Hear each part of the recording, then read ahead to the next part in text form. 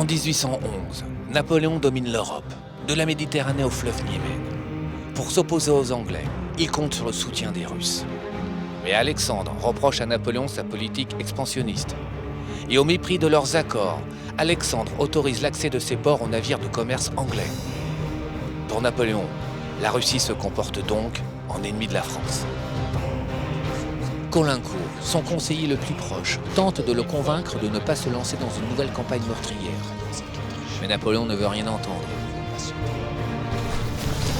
En juin 1812, la Grande Armée franchit le fleuve Niémen et pénètre en Russie. C'est une déclaration de guerre. L'objectif de Napoléon, une campagne éclair. Alexandre choisit d'éviter l'affrontement et de laisser la Grande Armée s'enfoncer dans ses terres. Le général Koutouzov est nommé à la tête des armées russes. Les Français progressent en direction de Moscou, sous des chaleurs accablantes. Mais les Russes se dérobent, pratiquent la politique de la terre brûlée. La maladie, les désertions déciment la Grande Armée. Malgré sa victoire à la bataille de Borodino, également appelée la bataille de la Moskova, Napoléon ne réussit pas à anéantir l'ennemi. C'est dans une Moscou désertée que pénètre la Grande Armée.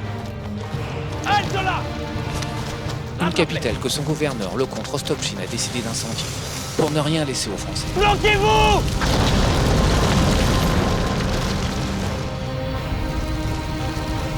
Les Russes sont prêts à tout pour détruire la Grande Armée. L'artillerie est en place, la cavalerie aussi.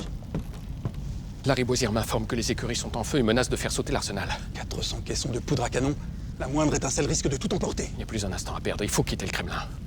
Je suis le premier souverain depuis plus de 2 siècles à avoir conquis cette forteresse. Il n'est pas question Il ne de... s'agit pas de fuir, mais de vous mettre à l'abri.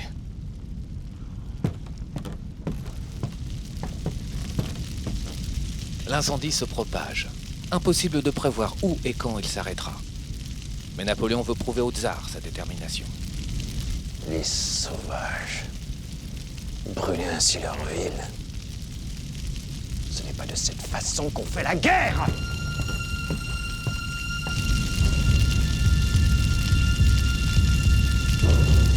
Les résultats de l'incendie de Moscou impressionnent.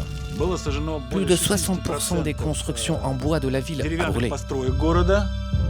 Pendant 6 jours, les flammes attisées par le vent détruisent la bibliothèque de l'université, des palais, des théâtres, et réduisent en cendres les innombrables constructions en bois, habitations, entrepôts, boutiques, églises. Le gouverneur de Moscou, le comte Rostopchine, écrira à son épouse: « Lorsque tu recevras cette lettre, Moscou sera réduite en cendres. Pardonne-moi. » Rostopchine a été sans aucun doute le responsable de l'incendie de Moscou. Et il a lui-même ordonné à nombre de ses subordonnés de mettre le feu à divers endroits de la ville. Cette idée est basée sur le fait de priver son ennemi de gîte, de confort, mais également de bien lui montrer que cette guerre sera sans merci. L'incendie de Moscou a été une catastrophe pour Alexandre Ier. Plus tard, il dira que ça a été un événement pour lui fondamental. Il dira: l'incendie de Moscou a illuminé mon âme. C'est véritablement pour lui un traumatisme. Avec l'abandon de Moscou, Alexandre perd le soutien de sa population et commence à douter de ses généraux. Profondément abattu, il se confie à sa sœur préférée, la grande duchesse Catherine Pavlovna. Alexandre,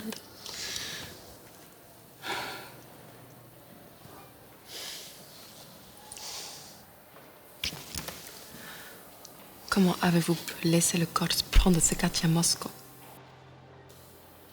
Koutouzov m'a laissé croire que nos armées avaient triomphé à Borodino. Il m'a trompé. Vous n'êtes donc pas responsable, mon frère. Je ne voulais pas de Koutouzov. Je ne fais qu'accéder au désir général. On vous accuse d'avoir perdu l'honneur de payer et ruiné le peuple. Toutes les classes se réunissent à présent pour vous condamner. Je manque sûrement de talent. Cessez de douter de vous-même.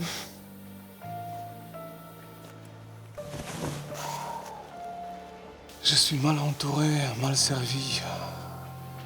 En face d'un adversaire infernal qui dispose toute l'Europe entière. Avez-vous l'intention d'abandonner votre empire aux scélérats?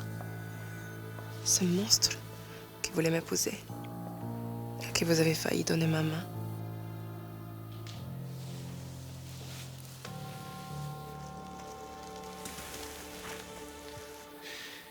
Soyez sereine. Je refuserai toute négociation avec lui tant que le seul soldat français, c'est la présence sur le sol impérial. Et si jamais ma dynastie doit cesser de régner, je me laisserai pousser la barbe. J'irai manger de pommes de terre au fin fond de la Sibérie, потому что я очень люблю картошку.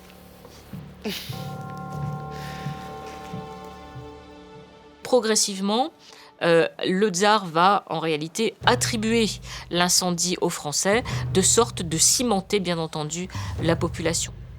Mosковской губернии. Враг рода человеческого. Наказание Господне за наши грехи. Дьявольское воплощение. Француз, злодей, занял Москву и поверг ее в кровь и огонь.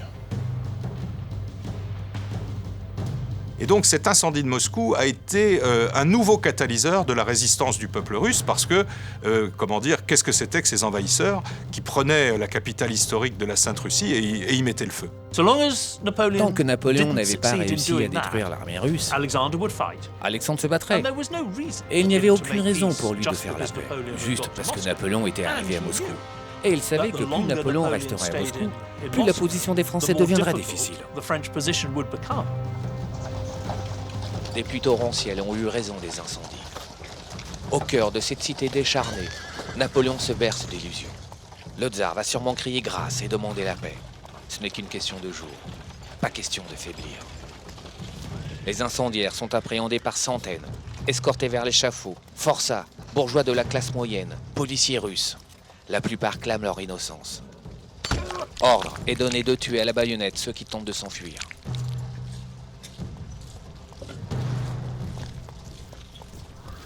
Mémoire du sergent Bourgogne.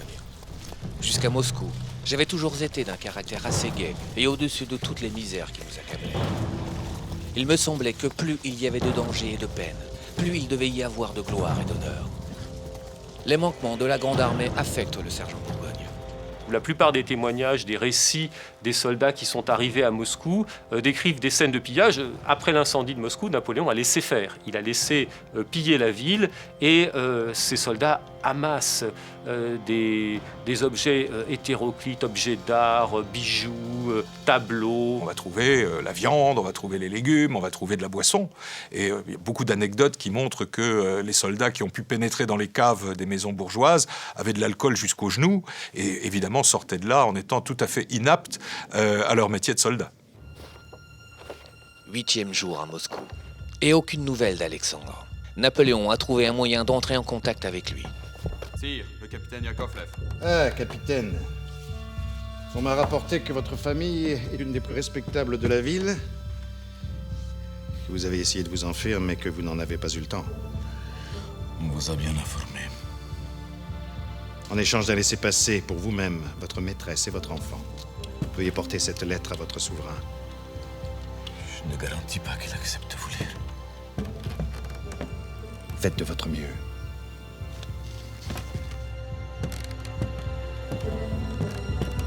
L'empereur espère pousser le tsar à une capitulation honorable. Alexandre, mon frère, j'aime la paix. Ce n'est pas avec plaisir que je me mets au bivouac. Ma femme et mon fils me manquent. Et je ne souhaite pas votre malheur. Mais ceux qui vous servent ne poursuivent que des gloires personnelles. Je suis convaincu que si personne ne s'interpose entre nous, notre ancienne amitié reprendra bientôt ses droits. Et tous nos malheurs finiront. Il croit que j'ai subi l'influence de mon entourage. C'est moi et moi seul qui lui refuse la paix. Vous ignorez que je donne l'ordre de n'entamer sous aucun prétexte de négociations avec Bonaparte.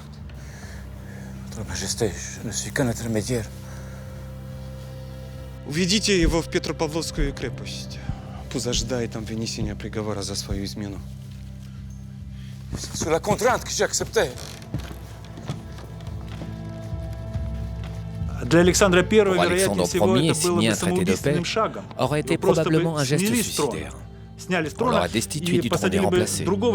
Et Alexandre Ier le comprenait très bien. Le tsar a été catégorique.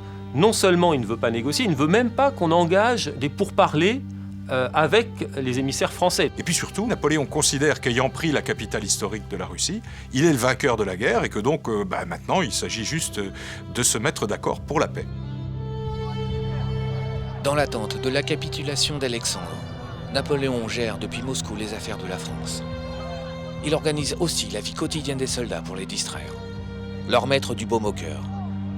Il fait ainsi rouvrir le théâtre français de Moscou, mais seuls en profitent les troupes stationnées dans la ville. Moscou ayant été largement détruite par l'incendie, la plupart des soldats doivent bivouaquer dans les faubourgs. À l'extérieur des remparts, ils sont beaucoup plus exposés à l'ennemi. Ils subissent les attaques des partisans soutenus par des femmes en armes, des paysannes déterminées à épauler leurs pères, leurs époux, à venger leurs frères, leurs fils. Concernant les partisans, on peut dire une seule chose. C'était des brigades de l'armée composées de cosaques et de hussards. C'est la plus grande force qui ait jamais lutté contre les Français. Venant des steppes du Sud, les cosaques formaient des communautés d'hommes libres. Au fil des siècles, ils ont été intégrés dans les armées impériales russes. Ayant conservé une certaine autonomie, ils n'appartiennent pas aux troupes régulières. On compte sur eux pour harceler l'ennemi, attaquer ses flancs, son arrière-garde, ses lignes de communication, de jour comme de nuit. Des dizaines de milliers de cosaques qui inspirent une véritable terreur à leurs adversaires, en agissant sur leur morale comme des apparitions diaboliques. Alexandre refuse toujours de me répondre. Quel stupide entêtement. Il s'en repentira. Je vous renvoie à Pétersbourg, Colincourt. Vous verrez l'empereur Alexandre et vous ferez la paix. Il vous connaît bien. Il refusera de me recevoir. Il sait que le temps travaille pour lui. L'hiver va arriver. Oh, arrêtez avec cet hiver. L'automne est ici plus doux qu'à Fontainebleau. Ne vous y fiez pas, sire. L'hiver arrivera, comme une bombe. Dans l'état où nous sommes... Continuez. Il faut rééquiper notre armée. Il nous faut des peaux de mouton, des gants, des bonnets, des bottes fourrées. Enfin, de quoi affronter l'hiver? Je vous écoute. Beaucoup de nos hommes ont déjà péri, entre le Niémen et la Moskowa. Et croyez-moi, tout vous manque. Par exemple, on n'a pas préparé de fer à crampons pour les chevaux. Alors comment feront-ils avec l'artillerie, avec les malades, les blessés? La saison est encore belle, profitons-en. Quittons Moscou. Évacuer Moscou serait s'avouer vaincu. Je comprends vos scrupules, rencontrer Alexandre. Alors que la Russie est si dévastée. Dans ce cas, allez voir Koutousov. Mais il ne cédera rien non plus. Eh bien, j'enverrai l'Oriston et il aura l'honneur d'avoir fait la paix et d'avoir sauvé la couronne de votre ami, Alexandre. Vous pouvez disposer, Colincourt.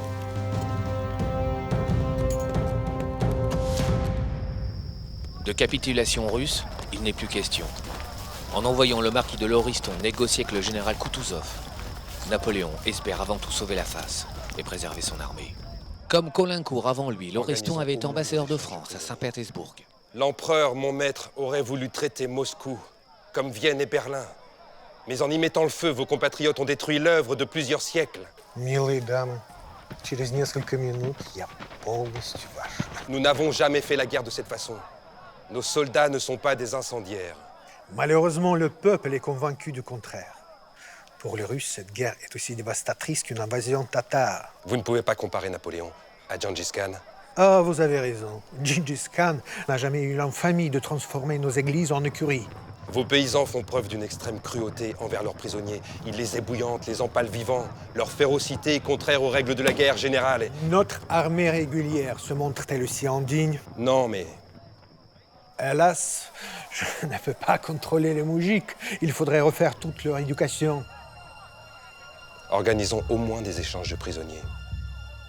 L'empereur a le désir sincère de mettre fin à cette querelle entre deux nations si généreuses. Trouvons un compromis. Un compromis? Voulez-vous que je sois maudit par la postérité? Cette guerre ne peut pas se prolonger. Essayons de conclure un armistice. Oh! J'ai interdiction absolue de prononcer ce mot. Par 3 fois, Alexandre refusera d'entrer en négociation. Et de fait, ce sera payant, puisque de guerre lasse, Napoléon, le 19 octobre, sera contraint de sonner le départ. Napoléon n'est pas stupide. Il est capable de calculer les risques militaires. Et il sait très bien ce qui lui arrivera s'il reste à Moscou pendant l'hiver. Que ses chevaux mourront tous, inexorablement. Et il pense aussi, ce qui est peut-être aussi un peu irréaliste, à ce qui pourrait se tramer à Paris si lui, l'empereur, est coupé de la capitale pendant 4 mois, coincé à l'autre bout de l'Europe.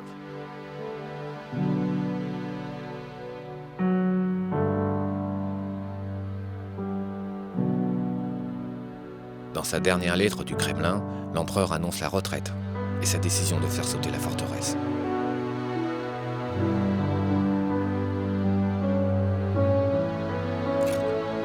Mais cette lettre révèle surtout un homme bouleversé. Il est arrivé à Moscou plus fort de son pouvoir. Il en repart fragilisé. Le début d'un implacable déclin.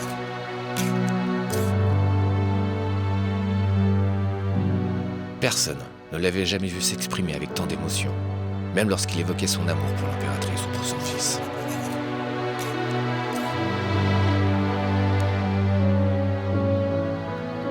Moscou l'a mise à terre.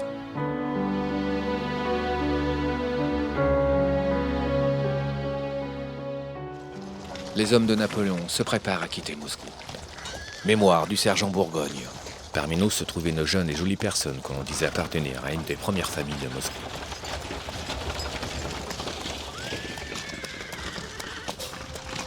Et qui fit la folie de s'attacher à un de nos officiers supérieurs. Elle fit la folie plus grande encore, de le suivre dans la retraite. Le convoi fatal. Une caravane désordonnée de voitures de toute espèce, regorgeant des plus improbables butins. Bibliothèque entière de beaux livres, tableaux de maître roulés pour la commodité du transport. Malgré le pressentiment des misères qui leur sont réservées, chacun tient à rapporter sa part de trophées. Ainsi que plusieurs livres de sucre, du riz, un peu de biscuits, de la liqueur, en prévision des privations futures. Derrière les combattants, les civils de la Grande Armée, ambulanciers, ingénieurs, forgerons, boulangers, maréchaux ferrants, cantiniers avec femmes et enfants, et qui ont eux aussi tiré profit de l'occupation de Moscou. La présence de ces civils mêlés à l'arrière-garde va se révéler bientôt un terrible handicap.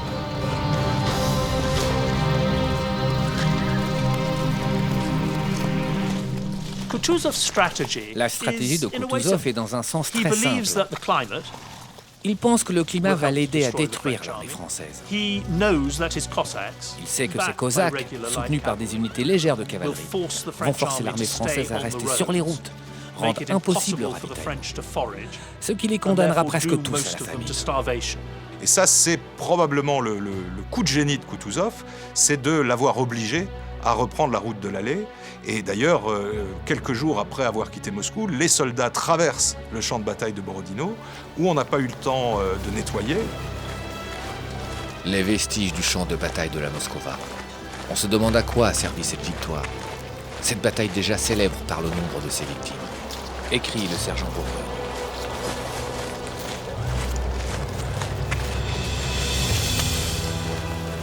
À perte de vue, dans une horrible puanteur, des jambes, des bras et des têtes sortaient de terre. Les pluies avaient mis les sépultures à découvert.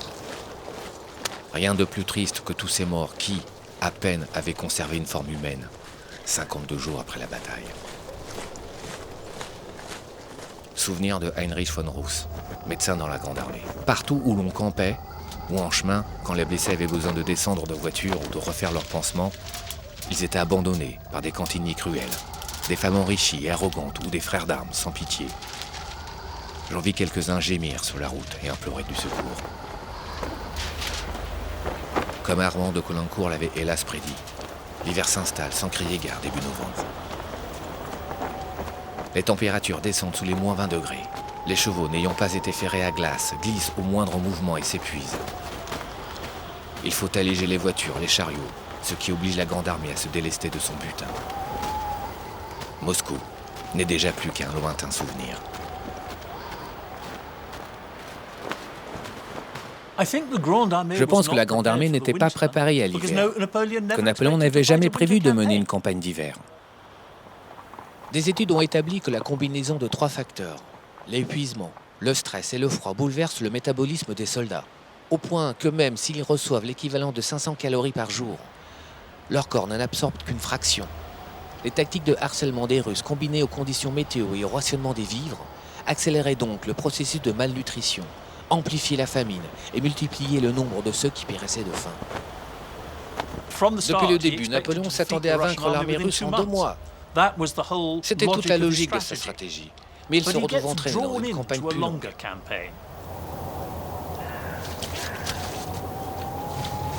Sur le terrain, les hommes sont frigorifiés, affamés. On éventre les chevaux abandonnés. On recueille leur sang. On le fait cuire pour s'en nourrir. Les Russes profitent de la débandade pour fondre sur leur proie. La grande armée se disloque, pendant qu'à Paris, le trône vacille. Le 23 octobre, à Paris, dans la nuit, avec quelques hommes, le général Mallet se rend à la préfecture, s'empare du ministre de la police, Savary, et le conduit à la prison de la Force. Mallet et ses complices se rendent ensuite à l'état-major, place Vendôme, sans rencontrer la moindre résistance. Mallet a fait courir le bruit que l'empereur était mort sous les murs de Moscou. Il veut installer un gouvernement provisoire et mettre fin à la guerre. L'image de l'empereur s'est bien dégradée à Paris. Quand Napoléon prend connaissance de cette tentative de coup d'État, il n'a plus qu'une idée en tête. Il me faut rentrer à Paris au plus vite. Je ne peux pas laisser les esprits s'échauffer. Même si cette affaire n'a duré que quelques heures. Il y a toujours des sages pour reprendre l'entreprise des fous.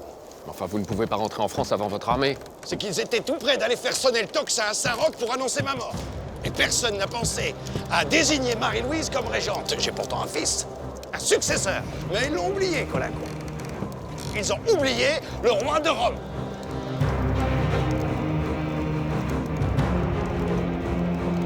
Pendant que Napoléon songe à rentrer, sur le terrain, l'hécatombe continue. À la mi-novembre, il ne reste que 42 000 hommes encore vaillants sur les 104 000 qui ont quitté Moscou.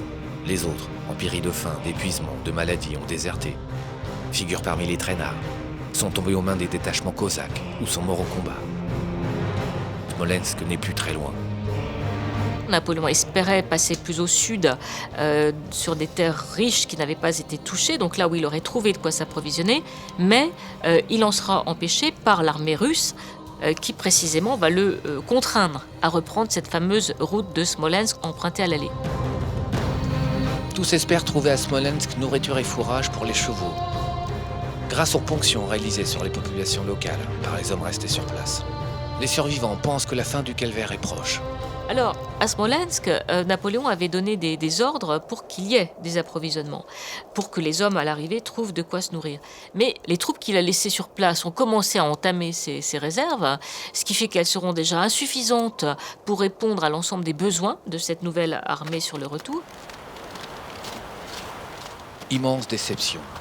Affamée et terriblement affaiblie, la grande armée doit quitter Smolensk. Elle n'est plus que l'ombre de ce qu'elle fut, et les Cosaques profitent de sa faiblesse pour attaquer les flancs. Ce harcèlement continuel force Napoléon à maintenir ses troupes rescapées sur une route déjà dévastée. Koutouzov, de son côté, avec 80 000 hommes, a entamé la course-poursuite et se rapproche dangereusement des arrières de Napoléon. Il est accompagné au nord par le général Wittgenstein. Avec 40 000 soldats, celui-ci s'apprête à forcer sur le centre de l'armée française. Tandis que le général Tchitchakov termine le dispositif d'encerclement russe et place ses 27 000 hommes et ses 100 canons en aval de la rivière Bérésina. L'étau se resserre, d'autant que Tchitchakov occupe une position clé. Il contrôle le seul et unique passage de la rivière Bérésina, le pont de Borisov. La grande armée s'épuise et se décime un peu plus tous les jours. Mais pour les traînards et ceux qui restent sur place, leur sort est différent. Le vent est coupant comme un rasoir et pénètre jusqu'à la moelle. Le froid glacial rend les membres aussi fragiles que de l'albâtre. Les jointures des pieds et des mains cassent à la moindre torsion, mais sans aucune douleur. Pour s'emparer plus facilement des vêtements de ceux qui périssent, il ne faut pas attendre que les corps soient congelés. Plus d'un se trouve dépouillé avant d'avoir rendu son dernier soupir.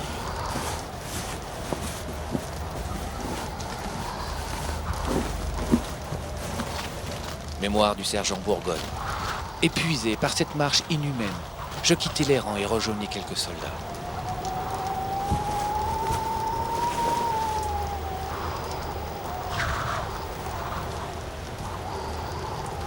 Il me restait une pomme de terre à manger, par un trait d'égoïsme que je ne me suis jamais pardonné. Je ne voulais pas la partager avec mes amis qui mouraient de faim. Mais ce n'était plus que de la glace. Mes dents glissaient dessus sans pouvoir en détacher un morceau.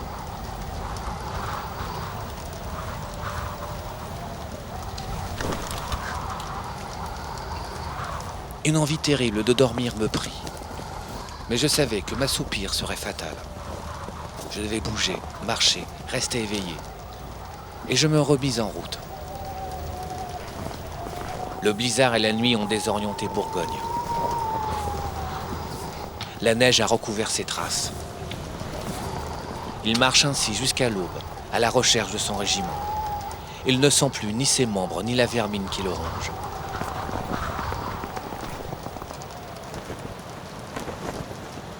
Au petit matin, il découvre les restes d'un convoi. L'espoir de trouver des vivres, de quoi subsister encore quelques heures sur cette terre de malheur.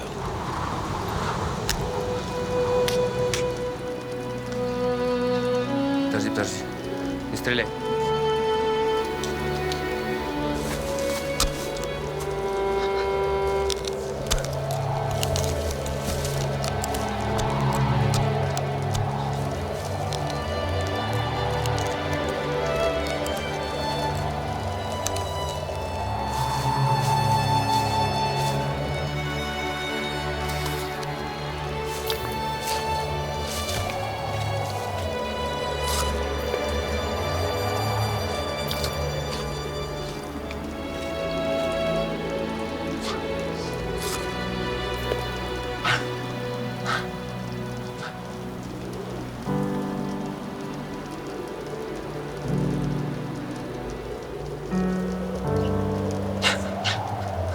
Mémoire du sergent Bourgogne. Il faut avoir senti la rage de la faim pour comprendre. L'on mangerait le diable s'il était cuit.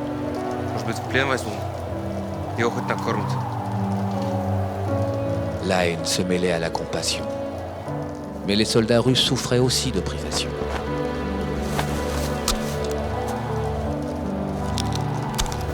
Un prisonnier, c'était une bouche à nourrir. Il fallait faire des choix.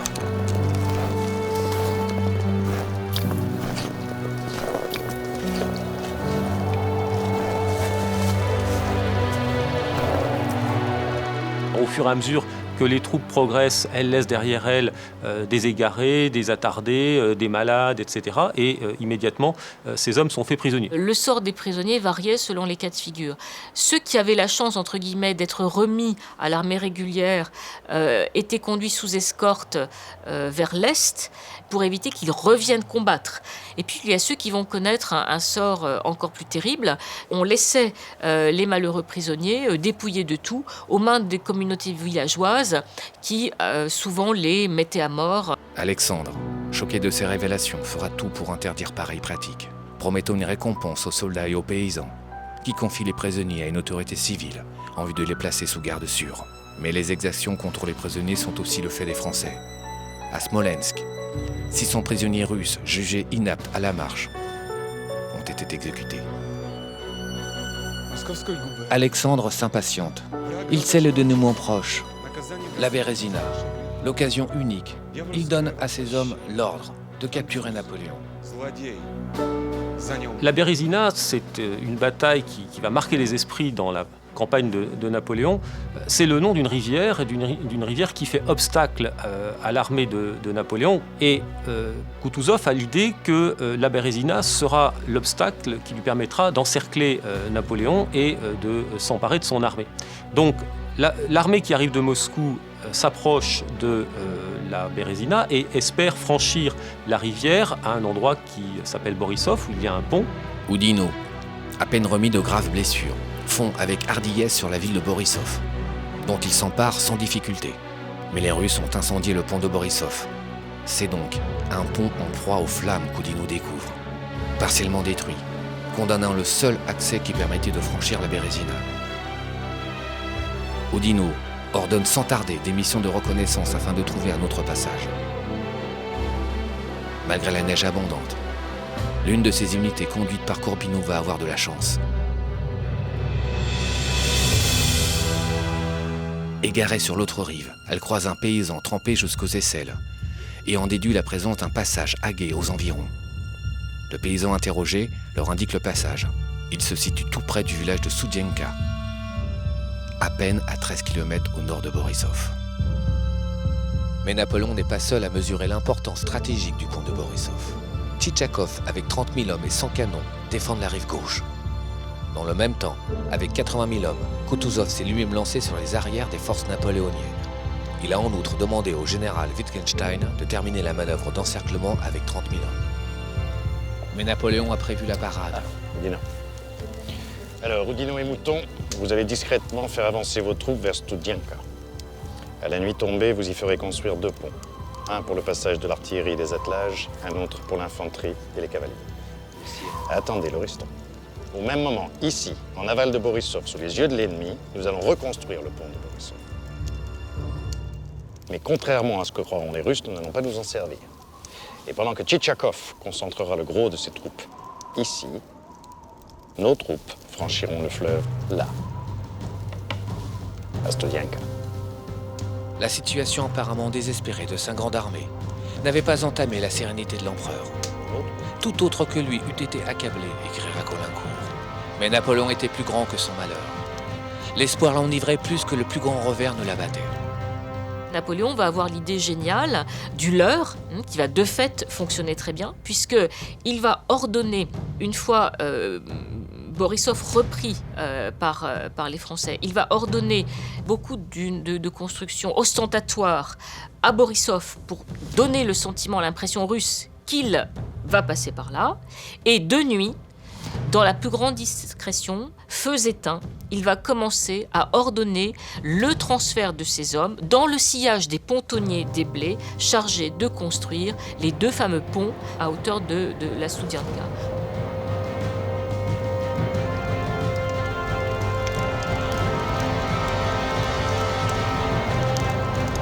Si l'armée de Napoléon ne parvient pas à franchir la Bérésina, il n'aura plus le choix, il devra capituler. C'est le sort de la France qui se joue. Napoléon se rend à plusieurs reprises sur la rive observer les feux des bivouacs russes. Leur multiplicité, leur densité le rassurent. Son plan fonctionne. Les Russes pensent que le principal point de passage est à Borisov. Studienka n'est cependant qu'à 2 heures de marche pour une armée entraînée. Le risque d'être rattrapé et attaqué reste réel.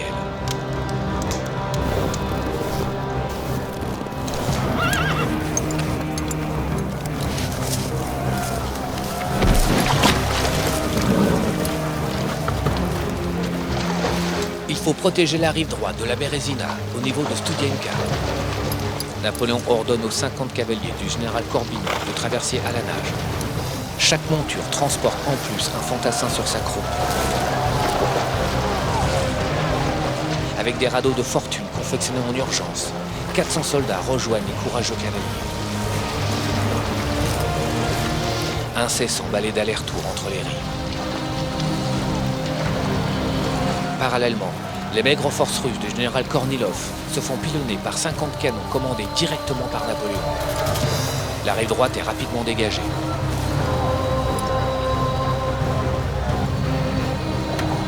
Deux heures plus tard, on commence à installer les chevalets.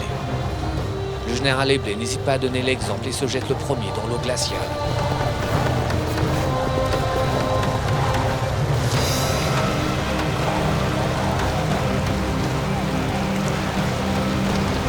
À sa suite, les héroïques pontonniers, dévêtus, s'attellent à la tâche, ignorant les monstrueux glaçons de la rivière. Ces blocs de glace acérés comme des lames rendent pourtant leur tâche particulièrement dangereuse. Bientôt plongés dans l'eau jusqu'aux épaules, les pontonniers poursuivent l'installation des chevalets. Beaucoup y laissent la vie, abandonnés au courant. Ils sont aussitôt remplacés par d'autres braves. En fin de matinée, le pont de l'infanterie est achevé. À peine achevé, le premier pont est emprunté par les troupes d'Oudinot dès 13h. Pressées de renforcer la rive droite, elles traversent en hâte le pont qui oscille. À 4h de l'après-midi, le deuxième pont est achevé, à droite du premier. Le soir, près de 10 000 soldats ont franchi la rivière et atteint la rive droite.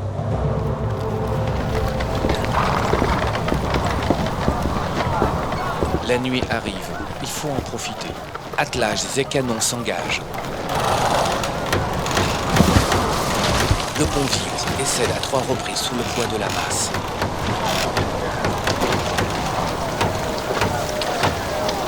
Les pontonniers se rejettent à l'eau, dévoués. Il faut réparer ou remplacer les portions détruites. Le temps presse. Par moins 30 degrés, ils remettent le pont en état en moins de 3 heures.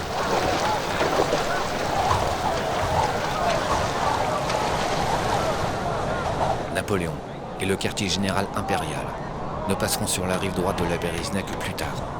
Continuons d'encourager la traversée des pelotons qui arrivent à flot continu. Depuis le matin, les ordres de Napoléon sont clairs. On ne laisse passer que les troupes en ordre et armées. Les autres, vivandiers, traînards, civils, sont rudement repoussés. Après plusieurs jours de marche solitaire, le sergent Bourgogne retrouve enfin ses compagnons. Il se joint aux civils et aux traînards qui, depuis la veille, attendent pour franchir le pont. Comme l'écrira un témoin, eux qui étaient entrés en Russie pour lutter contre la barbarie et introduire la civilisation, ne sont plus que des débris, des fantômes pathétiques. Dans la nuit du 27 novembre, chose étonnante, presque plus personne ne se présente pour passer le pont. La voie est libre. Mais Bourgogne, épuisé, fiévreux, s'endort à côté d'un bon feu.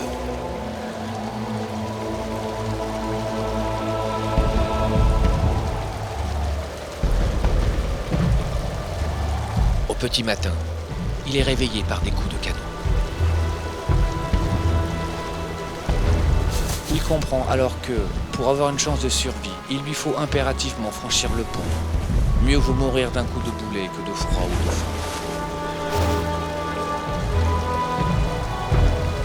À 7 heures du matin, absolument seul, il se lève, prend ses armes et sans rien dire à personne, avance vers le pont. Les membres gelés, les os aussi fragiles que du verre, rendent sa marche extrêmement difficile.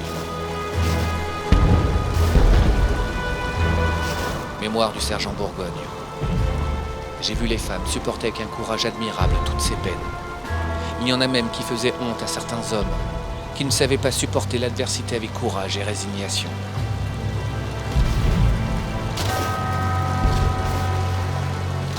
C'est sur un pont totalement désert qu'il franchit la Berezina.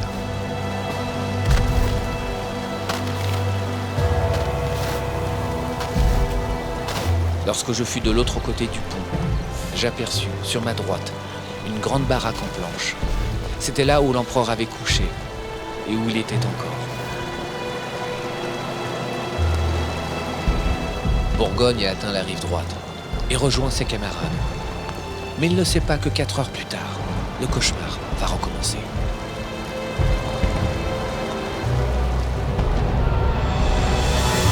Sur la même rive, le général Tchitchakov et 27 000 hommes foncent sur le corps d'armée d'Oudinot. Le combat qui s'engage est terrible. Oudinot doit à tout prix rester maître de la rive droite, lieu vital du débarquement. Au même instant, sur la rive gauche, le général Wittgenstein, à la tête de 40 000 soldats, attaque les 10 000 hommes du maréchal Victor. L'arrière-garde restait près de Studienka, sur la rive gauche. L'armée napoléonienne est prise en tenaille. Rive gauche, c'est la panique. Au milieu des engagements et des canonnades, des milliers de traînards et de civils qui patientent depuis 2 jours se précipitent pêle-mêle sur les rampes d'accès au pont. Hommes, femmes et enfants terrorisés meurent victimes des boulets de canon, piétinés par les chevaux ou perdent de pied sur les ponts glissants. Témoignage du baron de la Reine, chirurgien de la Grande Armée. L'épouvante était dans tous les esprits. Le plus fort abattait le plus faible, qui était foulé au pied de la multitude. On n'entend de tous côtés que des cris lamentables. Quelques-uns parviennent à franchir le fleuve à la nage. D'autres ont le malheur de se noyer ou de se trouver embarrassés au milieu des glaçons. Jusqu'à 11 heures du soir, les engagements se poursuivent avec férocité, au son des canons et des fusillades sous une neige violente. À la fin d'une journée harassante, lourde de pertes, les armées russes ont été repoussées, mais les 2 rives de la Berezina restent aux mains de Napoléon. À la Berezina, Napoléon prend la décision du chef de guerre la seule qu'il pouvait prendre. Il veut sauver son armée, il veut continuer la campagne militaire. Les traînards n'ont pas voulu passer les ponts pendant la nuit, les Russes arrivent. Eh bien, l'ordre de brûler les ponts est exécuté. Dans la nuit, le général Eblé reprend sa mission. Il exhorte les survivants de la rive gauche à traverser le dernier pont praticable. Eblé est un homme tout à fait remarquable, c'est-à-dire dévoué à sa cause, très très dévoué à l'empereur, mais en même temps c'est un homme profondément humain. Et lorsque Napoléon lui donne l'ordre d'incendier les ponts, il sait très bien ce que cela veut dire. Ça veut dire qu'il y a des milliers de gens qui vont être livrés à la violence des Cosaques. L'ordre fatidique, brûler les ponts. Le général Eblé, en voyant les Cosaques approcher, s'y résout, la mort dans l'âme.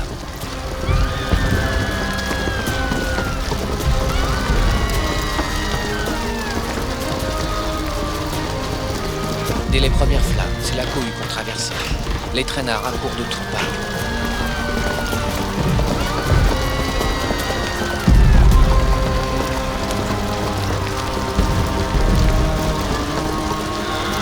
Une foule désordonnée, confuse et piétinante. 12 000 traînards aux civils et environ 3 000 combattants, jouant en découpes pour survivre.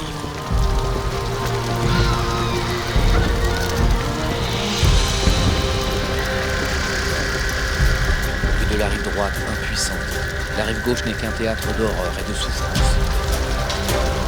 La panique est générale, chez les malheureux pris entre deux feux, acculés par les Cosaques qui ne font pas de quartier, pris au piège des ponts livrés aux flammes. Impossible d'avancer, impossible de reculer.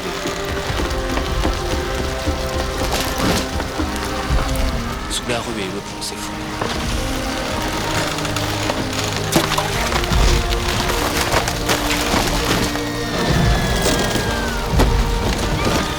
Hommes, femmes, enfants trépassent au milieu des flammes ou se noient dans l'eau glacée.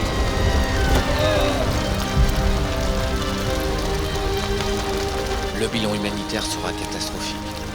Et la Bérésina, une occasion manquée pour Kutuzov. 7000 soldats et 2000 officiers de Napoléon, sa garde impériale, ses maréchaux, son état-major ont réussi à échapper à 3 armées russes très supérieures en nombre. Il n'a perdu aucune bataille, mais il a perdu toute la campagne. Plus de 600 000 personnes ont cessé d'exister. Ils sont devenus prisonniers ou sont morts en Russie. C'est le résultat de la campagne. De fait, pour les Russes, la Bérésina, c'est un échec, puisque eux voulaient capturer Napoléon. La bataille de la Bérésina est à la fois un désastre et une victoire pour l'armée française. En effet, sous bien des aspects, elle est devenue source de fierté. Des milliers de Français sont morts à la Bérésina. Ce qui importe vraiment, c'est que l'essentiel de l'armée française s'est échappé. Et par l'essentiel de l'armée française, je veux dire ses généraux, ses officiers d'état-major, tous les cadres militaires indispensables. Napoléon était capable de lever une nouvelle et redoutable armée en 1813. En ce sens, ce fut une victoire.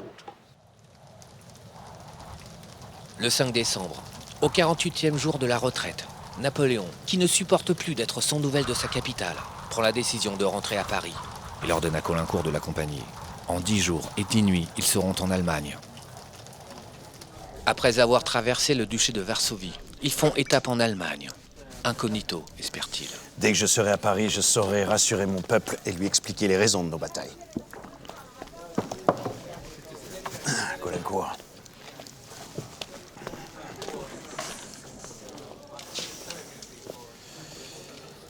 Les événements vous ont donné raison, Caulaincourt, mais je n'ai pas mené cette campagne comme un Don Quichotte en quête d'aventure. Non. La seule différence entre moi et les autres souverains, c'est que les difficultés les arrêtent quand j'aime à les surmonter. Surtout quand le but est grand, noble, digne de moi et de la nation. Sans les intempéries, les Russes auraient crié grâce. Tous nos désastres ont tenu à 8 jours. Nous sommes restés 8 jours de Troyes à Moscou. Mais rien n'est fini, nous nous relèverons. Ne croyez-vous pas que... Je sais ce que vous pensez de moi, Caulaincourt, mais je n'ai plus d'ambition. Je n'ai plus de mon âge, croyez-moi. J'aspire au repos. Mais je veux finir mon ouvrage.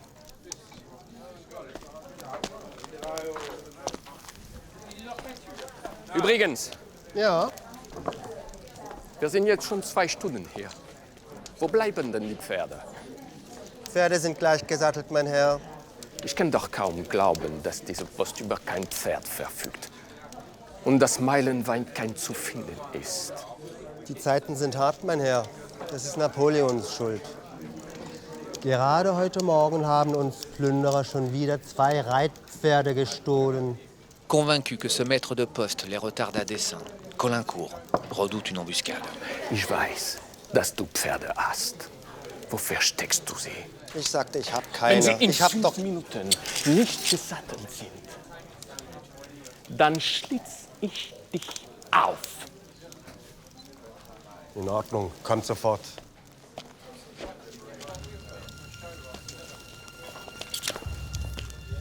Trois jours plus tard, Napoléon fera son entrée aux Tuileries. Pendant que la Grande Armée n'en finit pas de battre en retraite, à travers des forêts enneigées, marécageuses et verglacées, toujours poursuivies et harcelées par les Cosaques et les troupes de Koutouzov. La population française ne doute pas de Napoléon après 1812. D'ailleurs, elle ne doutera pas de Napoléon jusqu'à la fin, jusqu'en 1814. Napoléon a joui d'une part d'une relative popularité, même d'une popularité certaine, mais surtout on a très confiance en lui. C'est quand même un homme qui vient de passer les 12 dernières années à remporter toutes les batailles qu'il a livrées. Et on se dit, bon, il y a eu un accident en Russie à cause de l'hiver, alors que ça n'est pas seulement à cause de l'hiver, et que l'empereur va tout réparer. La campagne de Russie marque pourtant le début du déclin pour le Premier Empire. 2 ans plus tard, ce sera la défaite contre les Anglais, à Waterloo. Et la France retrouvera ses frontières d'avant 1790.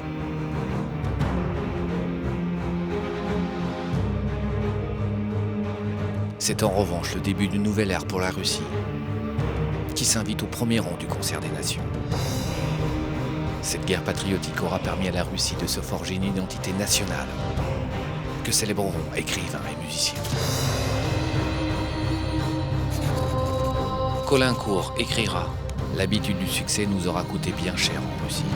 Nous n'avions jamais appris à battre en retraite. » Dans cette longue débâcle, l'empereur fut tout aussi incertain, aussi indécis, du premier au dernier jour. La fortune lui avait si souvent souri qu'il ne put jamais la croire tout à fait infidèle. En comptant les survivants de la Bérésina et les effectifs stationnés en Lituanie, ils furent moins de 30 000 à repasser le Niémen. 30 000 sur un demi-million 6 mois plus tôt. Plus de 200 000 soldats de la Grande Armée sont morts au combat, de froid, de faim ou de maladie. Plus de 150 000 ont été faits prisonniers. Chez les Russes, les pertes s'établissent à 300 000 morts, dont la moitié au combat.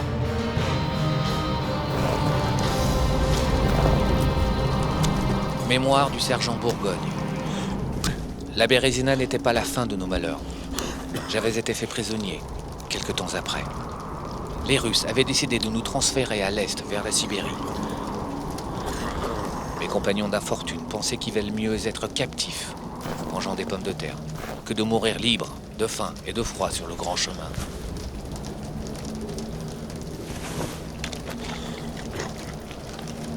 Mais moi, je leur fis remarquer qu'ils seraient plus heureux de sortir de leurs griffes. Plusieurs milliers d'entre nous trépassèrent avant d'atteindre la Sibérie. Certains acceptèrent l'offre du tsar de prendre la nationalité russe et s'installèrent sur cette terre qu'on leur avait demandé de conquérir. Quant à moi, je réussis finalement à m'enfuir. Au printemps 1813, j'étais de retour en France.